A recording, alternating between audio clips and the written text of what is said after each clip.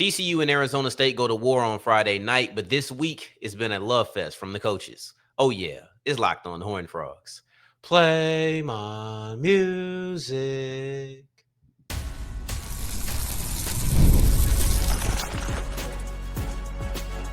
You are Locked On Horned Frogs, your daily podcast on the TCU Horned Frogs. Part of the Locked On Podcast Network, your team every day.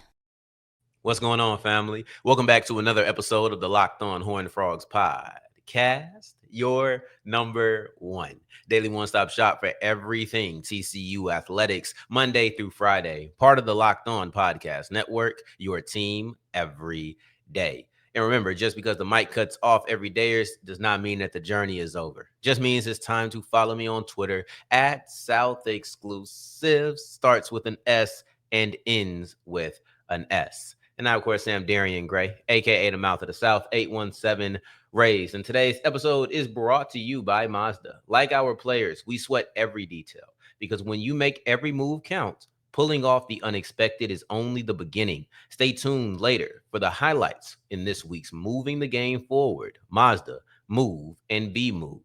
We'll wrap up today's episode with a look at why you can never count out Arizona State and TCU must win the fourth quarter. But the first two segments is all about the love affair, right? It's all about the love affair. Sonny Dykes is extremely complimentary of Jordan Tyson, and if you watch him, you can't blame him. But we kick this whole thing off with Arizona State defensive coordinator giving some of the highest praise that you can give to a quarterback in the direction of Josh Hoover. Listen, it's wartime on Friday. We're about less than or a little bit over 24 hours away from that war.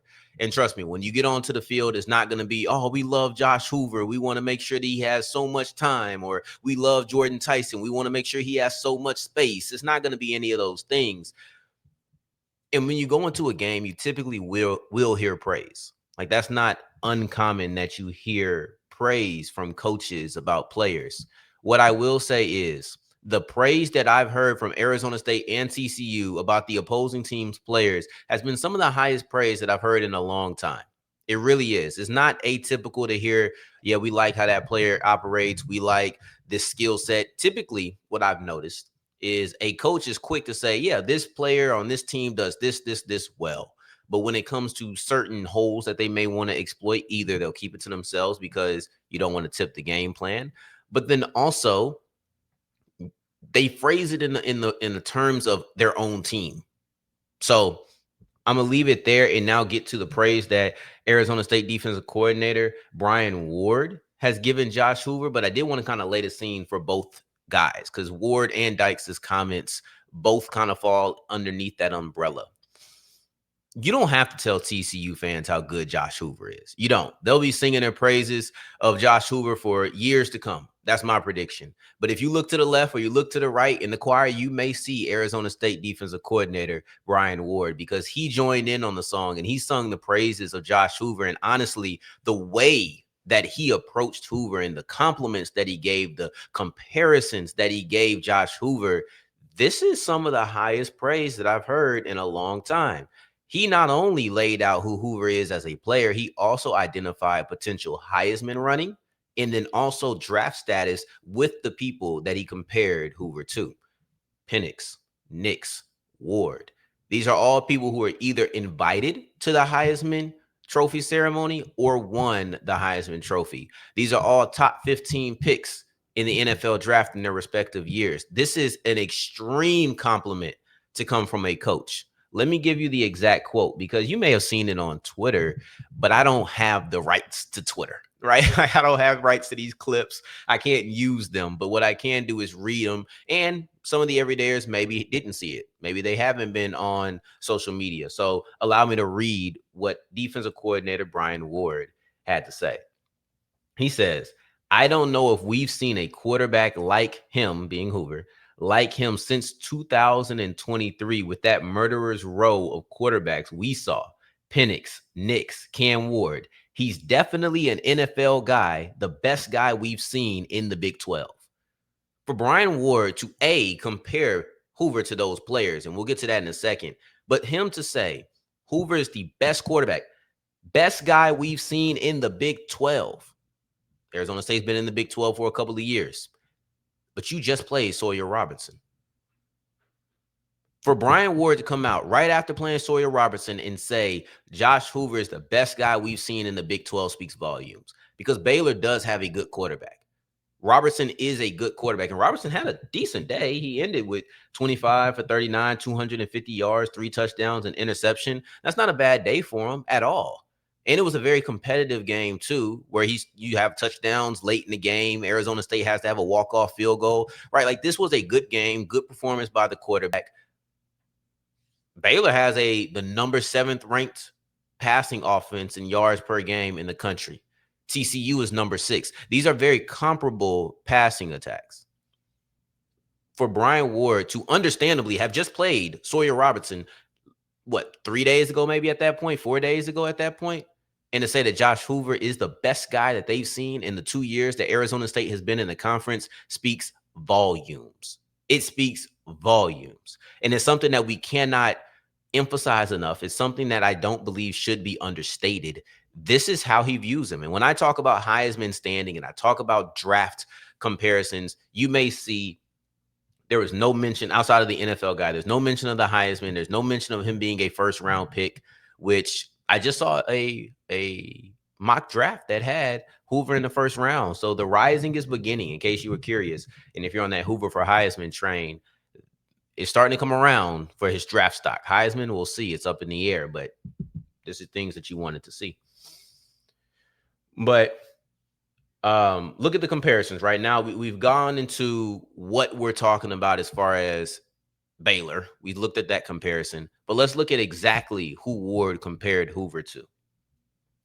He pulled out 3 quarterbacks: Michael Penix from Washington, Bo Nix from Oregon at that time, and Cam Ward from Washington State at that time. The Pac-12 had some quarterbacks. The Pac-12, because then they also had Caleb Williams. So the Pac-12 had some quarterbacks, and then the whole conference dissolved. That's crazy to me that you had Michael Penix Jr., Bo Nix, Cam Ward, and Caleb Williams all in one conference, and literally you just ceased to exist the next season. That's insane to me.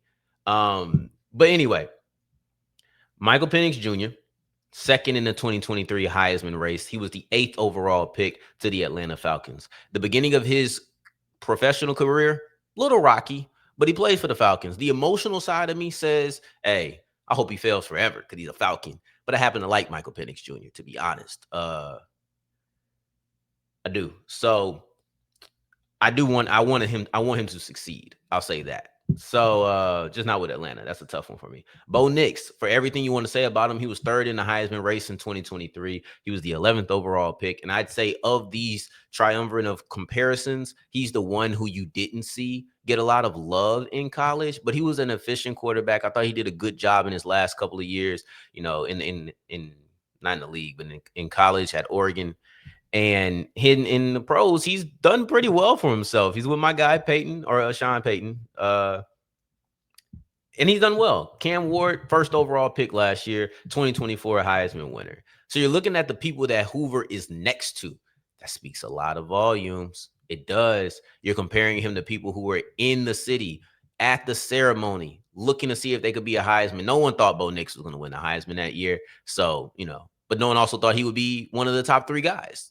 So Michael Penix Jr. was a legitimate Heisman Trophy candidate. It was between him and Jayden Daniels, and Daniels ended up winning that race, but it was definitely a tight race. I think it came down to a matter of like a handful of votes or something. So that is a great compliment, and I can't overstate that enough. One thing that Kenny Dillingham had to say, because he got in on this as well, he expanded the conversation though. Ward did bring up Brian Ward, not Cam Ward, but Brian Ward brought up the idea of the synergy between Hoover and Kendall Briles, the offensive coordinator. But I thought that Dillingham's quote did a better job of expressing how Hoover is a fantastic talent and they have all of these other players. I was talking to my friend just last night about this, about how oftentimes people act like you can't be great if you have great next to you. That's not fair. I think that TCU has a lot of great around. I really do. I think they have a lot of talent around, but Josh Hoover's the guy, and that's something that Kenny Dillingham really stressed.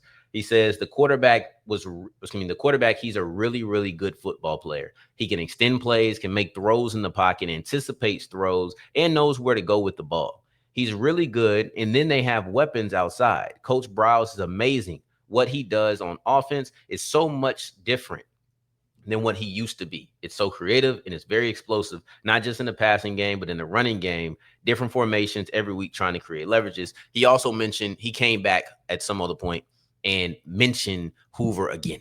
I think he mentioned Hoover like 3 times in this minute quote. I also heard this one, but I was able to just take someone else's transcription of it, and that part wasn't in here. But I appreciate that Dillingham not only praised Hoover, but also looked at all of the pieces around. Because when you're a quarterback and a really good quarterback, oftentimes it comes at the detriment of how your weapons are perceived. I think that a lot of times you look at a guy like, and I'm about to give some extremes to a degree, but you look at a guy like Brock Purdy, who he had really good weapons. No one cared about Brock Purdy. But then you look at a guy like Jalen Hurts, and we all have our opinions on Jalen Hurts, but I'll leave that to those in the comments, I guess. But no one wants to give Jalen Hurts credit because, or excuse me, he's very similar to Brock Purdy. But for the same reason as Brock Purdy, he has fantastic weapons. But the other side of that coin, is Aaron Rodgers. These are the extremes. But Aaron Rodgers, a lot of times I felt like the Green Bay receivers were kind of poo-pooed. I felt like they continued the narrative of Aaron Rodgers never threw to a first-round receiver. And in a way, that downplayed how talented that the Green Bay receivers were. That also in conjunction to you playing with Aaron Rodgers and a lot of people feeling like, oh, product of the quarterback. So these are things that happen with weapons. So I was very thankful that Kenny Dillingham was able to acknowledge that Hoover is great. Hoover is a fantastic player.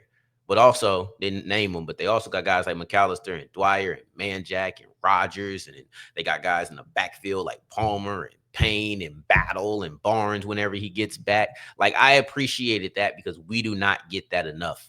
And you know what I mean if you're online trying to have serious football discourse. But that's why you come here to Locked On Horned Frogs. And as we continue, we'll talk about Jordan Tyson having serious football conversation and discourse, because there was a really interesting comparison that Dykes was asked to make. He didn't just choose to make this, but he was asked to make this comparison between Tyson and a top flight receiver from last year. We'll explore this comparison and who Dykes thinks is better as we continue with Locked On Horned Frogs.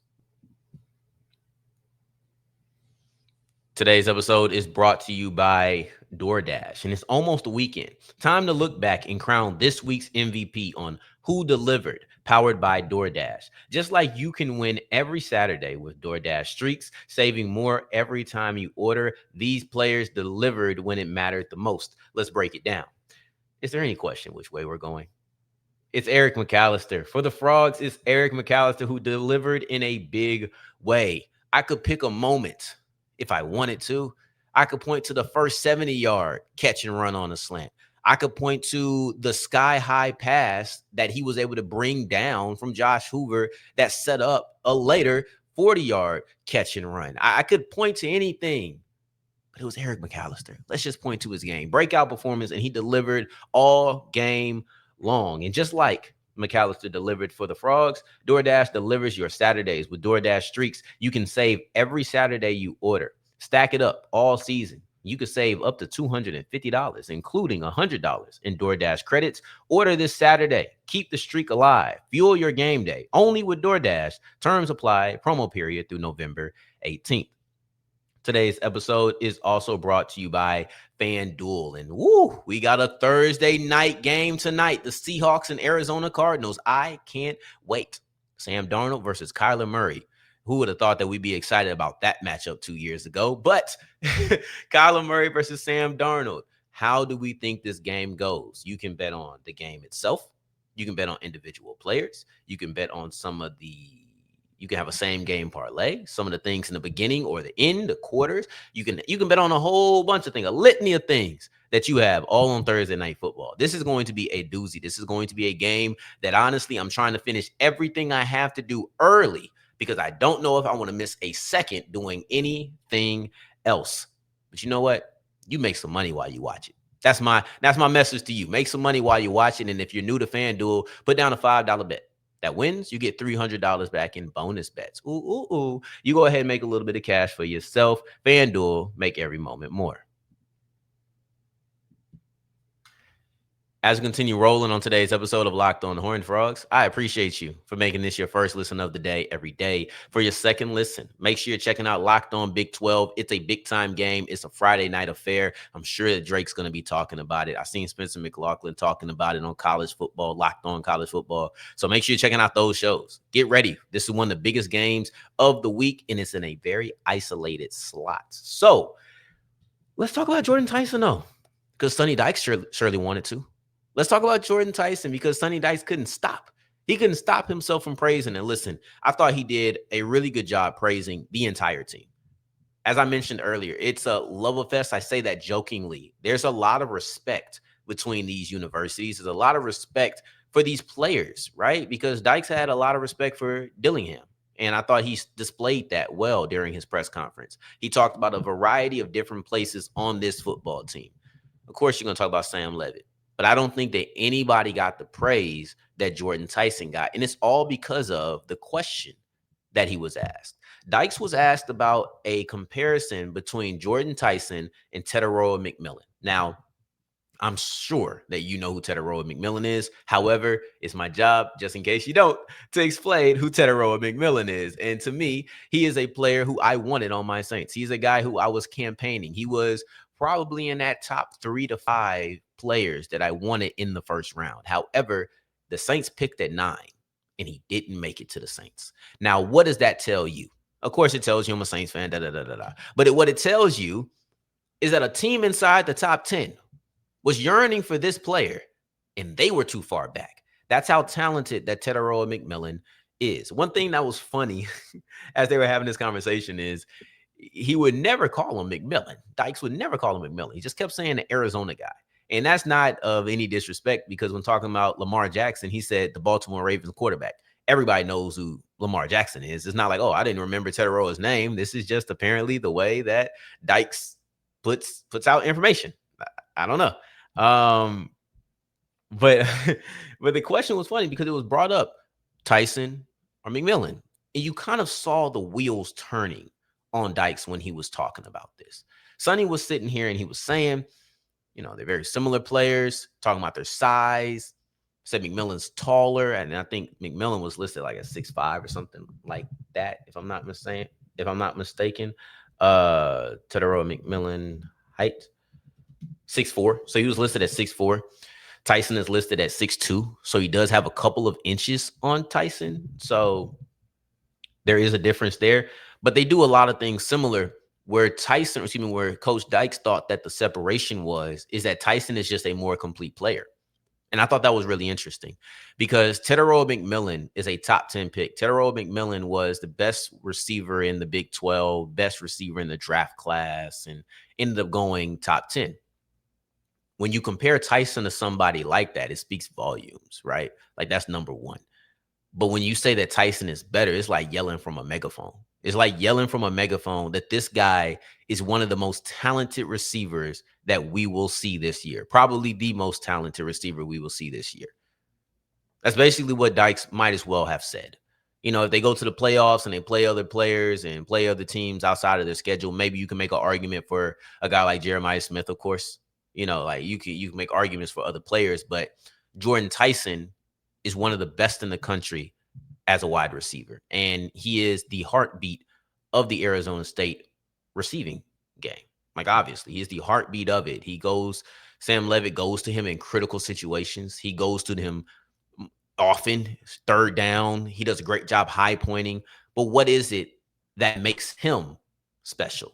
And the same thing that makes him special in Dykes' eyes is the same thing that makes Tyson better than Tetairoa McMillan to the coach. And that is the ability to run after the catch. So the comparison was they're both good high point guys, Where the difference is Sonny said McMillan 50-50 contested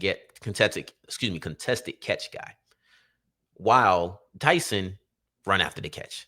And I think that you see that at times, right? And part of that is stylistic, I think.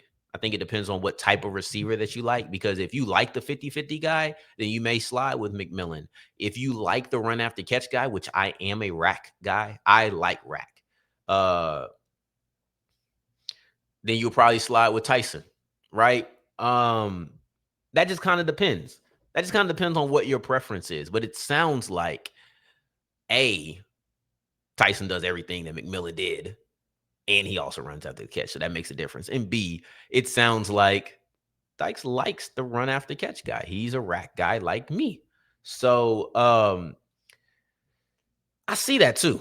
I see that because Tyson had one catch versus, I don't know if it was Texas State or if it was Northern Arizona. It was one of those two. It was one of the non-FBS games that he played in this year. And he caught a pass. I think it was Texas State. I think it was a very acrobatic pass because he had a great catch versus Northern Arizona as well. But this one was in the field of play. This one was not in the end zone, excuse me. He caught the ball, which is an acrobatic pass by Levitt. Caught the ball, landed, turned around, hurdled a defender that was diving at him. And he didn't necessarily tightrope the sideline, but he landed with his foot very close to the sideline. And then kind of pushed forward from there. So it wasn't necessarily a tightrope, but there was athleticism involved. There was awareness involved. That was a really good display of running after the catch, what you can do with the ball in your hands. So Tetairoa McMillan had 9 for 115 last year. I understand that there was a big 27-yard catch with the game kind of out of hand. So maybe you feel like, all right, you don't have those numbers. It looks a little different. And I can hear that. I can take that. But I expect this to be a close matchup. And if Jordan Tyson is putting up those numbers in a close matchup, it's not a good day. It's not a good day. Speaking of which, let's talk about how close it is, because TCU is going to have to play 4-quarter football, not just because Arizona State is a good team, which they are. Let's not underrate them. They are a good football team, but it's mostly because in the fourth quarter, specifically against FBS competition, the Sun Devils seem to come alive. So TCU needs to be aware of that as they close out the final 15 minutes strong. It's imperative. So let's break down why as we continue and close out today's episode of Locked on Horned Frogs. Today's episode is brought to you by Mazda's Moving the Game Forward. For those who believe it's not just about playing the game, it's about redefining it. There are moments that do more than just put points on the board. They move crowds, move culture, and keep moving the game forward. This week's moment that moved the game forward is, do I go with Eric McAllister again? I will. I'll go with the one that we didn't talk about. Eric McAllister's first touchdown, in which Josh Hoover scrambled out of the pocket to his right, threw a dime to Eric McAllister, and Eric McAllister turned around and scored the touchdown. There's so many plays that you could have pointed to. Maybe the Caleb Elarms or sack against Kevin Jennings. Too many. But this is what moves the game forward for the Frogs, and they'll need more plays like that versus Arizona State tomorrow night. When you follow what moves you, the unexpected is only the beginning. And just like there's more to every highlight, there's more to a Mazda vehicle. Mazda, move and be moved. As we're wrapping up today's episode of Locked on Horned Frogs, I appreciate you for making this your first listen of the day every day, making it all the way to segment 3. And I thank you 2 times for that. Thank you. Thank you. Now, we've broken down the love fest. We've broken down the praise from Sonny Dykes to Jordan Tyson. We've broken down the praise from Brian Ward and Kenny Dillingham to Josh Hoover. And I think that it's important because these are 2 players who will define the game. If you're looking at it from an individual standpoint, it's difficult to find a player on either team that will define the game more than Josh Hoover and more than Jordan Tyson. Now, if you want to throw it out to quarterbacks and Sam Levitt, I understand that. But Tyson is a dynamic weapon, and it'll be all hands on deck to stop that wide receiver. But we've looked at the players that would define this game. What about the moments that would define this game? The ones that we don't know yet, the unknown, the hypotheticals. I'll say this. I think that it's very reasonable to say that this game will come down to the fourth quarter. And TCU needs to prove that that is not an advantage for Arizona State, because if you look at their game versus FBS competition, that's where Arizona State has come alive. They may have struggled earlier in the game. You've seen against Mississippi State, strong fourth quarter, didn't get it done. You look at a strong fourth quarter versus Baylor, that led to a victory. Arizona State is a team you can never count out. Arizona State, let's put it bluntly, it doesn't matter what TCU does for the first 45 minutes because Arizona State's tendency to come alive in the last 15 will always prove deadly if the game is anywhere near being close. Now, if the game's a 21-point lead, you like to think that TCU can just keep that at bay. But if it's not, and it's a 10-point lead, a 14-point, a one-score lead, you have to close. Point blank period, not a discussion. TCU has to close the fourth quarter. This is something that Josh Hoover spoke about last week. He felt as if the fourth quarter, that stretch is where they won the game versus SMU. He said, look, good teams, they figure out ways to get these things done. And Hoover is correct. He just needs to be correct again this week on Friday night because you saw how TCU responded. Let's be clear. Arizona State has dominated the fourth quarters, or that's a little bit of an extreme. Arizona State has shown up better in fourth quarters against Texas State, Arizona State has showed up better in fourth quarters versus Baylor and Mississippi State. But TCU showed up in that fourth quarter versus SMU as well. It's not as if only one team has showed up in the clutch. We looked at that stretch after SMU took the lead late in the iron skillet, the fantastic response, not only on offense, but also on defense to register 2 interceptions in back-to-back possessions. This is, to me, this is how you respond in the fourth quarter. So now you got a team that has a history this year of having big-time fourth quarters. And now you have a game in SMU versus TCU where TCU showed up in the fourth quarter. That's going to make this very interesting. If both teams can do that, I'll say this. If both teams have good fourth quarters, I think it benefits TCU because Arizona State has shown that they'll start slow. They have. They've shown that they finish strong, but they finish strong after starting slow. Sometimes it's closer, like Baylor. That never got out of hand. That never felt like a comeback. You were right there neck and neck. But against Mississippi State, you did have to come back, and you failed at that comeback, and you look at the first quarter versus Mississippi State, 0 points. The first quarter versus Baylor, 3 points. Now, Baylor, they ended up with 10 in the first half, so that's okay. But against Mississippi State, you only had 3 in the first half. So it's a balancing act. And you look at what they've done in the fourth quarter, you look at the consistency that they moved the football with in that last 15 to 17 minutes of the game. You just wonder why Arizona State can't put it together early. TCU has. That's the exact opposite. That's one thing that is different. TCU has started fast. They didn't score their first drive against North Carolina and then went on a run. You look at Abilene Christian. Yes, I know that it's an FCS school, but you went on a run, 6 of 6. You look at the game versus SMU. I thought that they started off really fast. The thing that TCU has in their back pocket that they can really use against Arizona State is that they've started out quick. They put points on the board quick, and they've also closed. So that's the difference. If you can have that same path, if you're a Horned Frogs, you will win this game. If you can start out strong and close strong, then you should win. But Arizona State, let's close out by looking at what Arizona State has done. I already looked at Mississippi State's game and how, actually I didn't break it down. I just talked about the first quarter stats. But against Mississippi State, they didn't come up with a win, but they did have a similar fourth quarter production that they had against Baylor. I'll start off with the L first and then get to the W. It wasn't as efficient, but it was very productive. You had 3 drives in that quarter. The first one started about 3 minutes left in the third quarter. So I don't know if you really want to count that, but that did end up with a touchdown. The fatal flaw is that they had a dominant fourth quarter drive that took nearly 9 minutes. It was like 8:50 or something like that. They had a near 9-minute drive that closed out with a field goal. And instead of being up a touchdown, they were up a field goal. So when Mississippi State responded with a touchdown and Levitt only had, like maybe 30-some seconds left, 40-some seconds left, something like that. When you had limited time, it gets in the pressing mode and you throw an interception. And now it looks a little bit worse. But all in all, I thought that Levitt in that offense was really productive in the fourth quarter versus Mississippi State. They just had to be building back. Instead of trying to expand the lead, they were trying to build back and claw back into the game. Against Baylor, it was close the whole time. It wasn't a clawing back situation. But against Baylor, they were on point.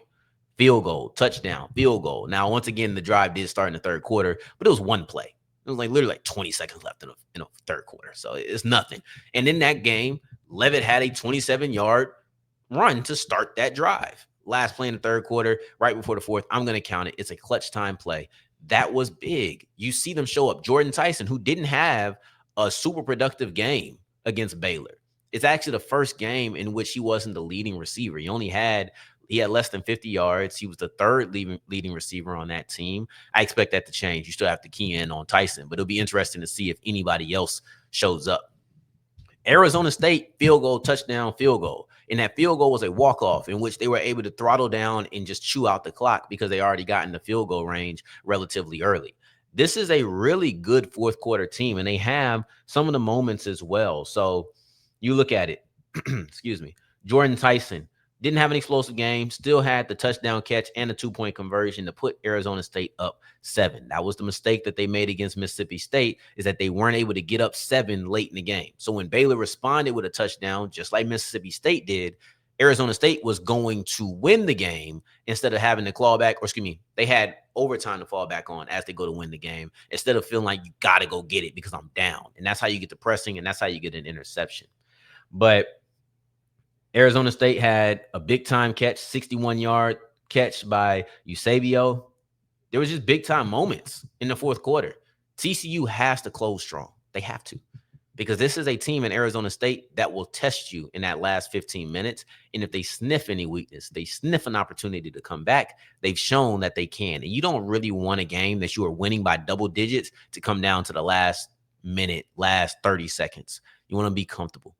Keep your foot on the gas, and I think that's going to be imperative for TCU. We'll talk about all of the other imperative aspects of this game. It's a big-time Big 12 clash, something that I think is going to have huge ramifications moving forward with the quality of these two teams. It may even be a tiebreaker situation depending on how the conference falls.